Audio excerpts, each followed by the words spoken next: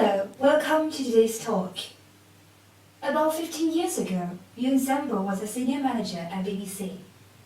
He's one of the first people who introduced social media tools into big organizations. For his understanding, social media is something about sharing and storytelling.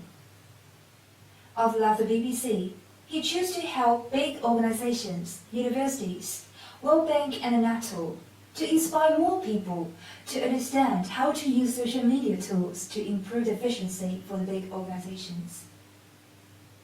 And today, he's willing to share some of his thoughts in this field and teach us a few applications.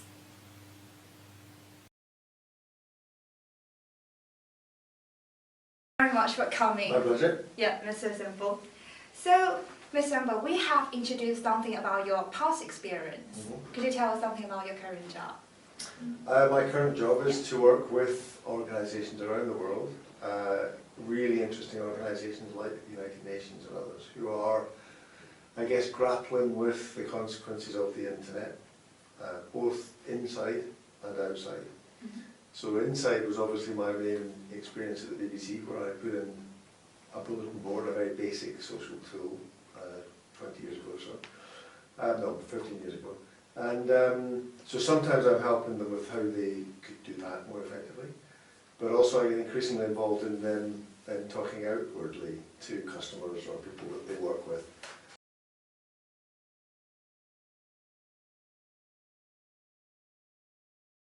Okay, so you've been working in this industry over 15 years.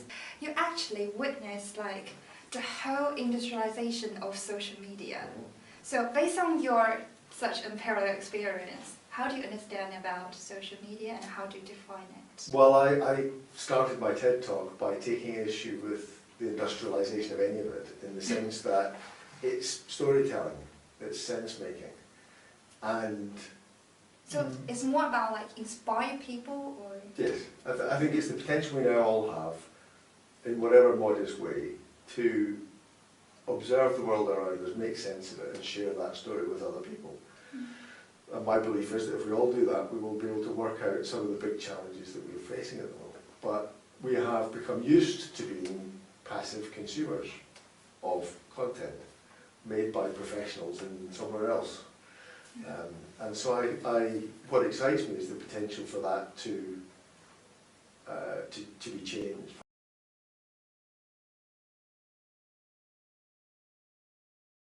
I mean, I do a podcast, and our guest last week was Stephen Quest. He's the Director of IT for the European Commission, and he's just a really good example of a very grounded, thoughtful, articulate guy who's he read my book, so he started blogging inside the Commission. And the podcast was all about his nervousness in doing so, his vulnerability about thinking out loud as it's become known, but also the benefits he got back from having done that.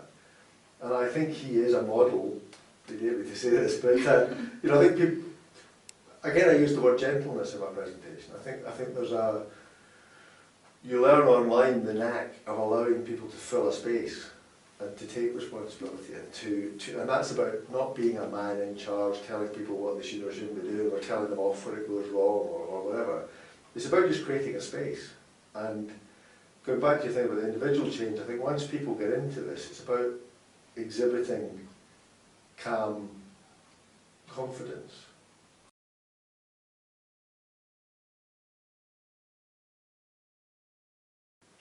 So you mentioned quite a lot of times about authorities and norms, but there are certain amount of students who are educated in a way that parents and schools teach them, like, you should follow the norm, you should follow the standard, don't go off track.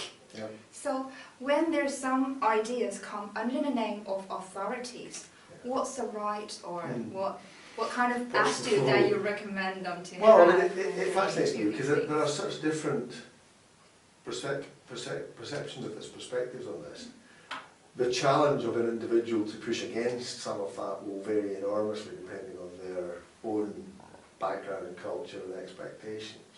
And I worry sometimes, you know, I speak in universities occasionally, how you know, they're careful. They want to make sure they get the good job and they get, you know, come through school, getting good grades, they get a competitive university place, getting good marks.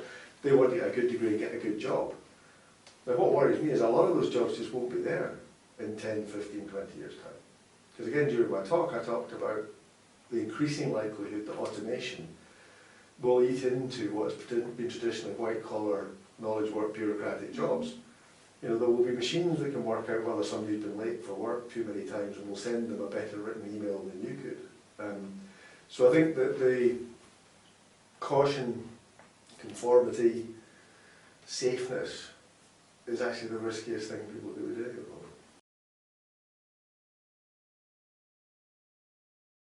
Okay, so there's a social theory arguing that people are likely to create another identities. So on internet, which is not really themselves. Yeah. So do you think the online communication can be different from the offline? We do that anyway.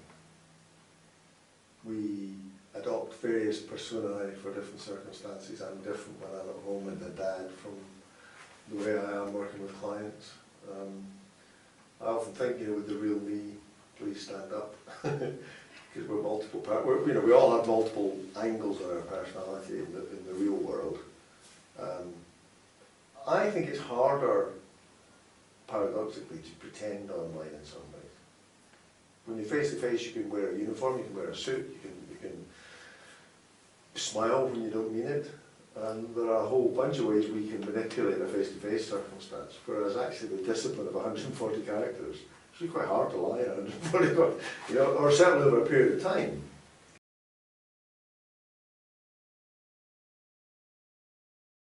So, given the time and energies, how do you manage the informations come from your friends? For example, if there are many, how do you manage them efficiently? Yes, yeah, so I think that the selection of the people that you follow matters in the first place.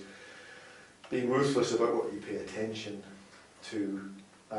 I also like switching off sometimes, so you know, I meditate as often as I can, I try and climb mountains as often as I can, just to remind myself what silence feels like.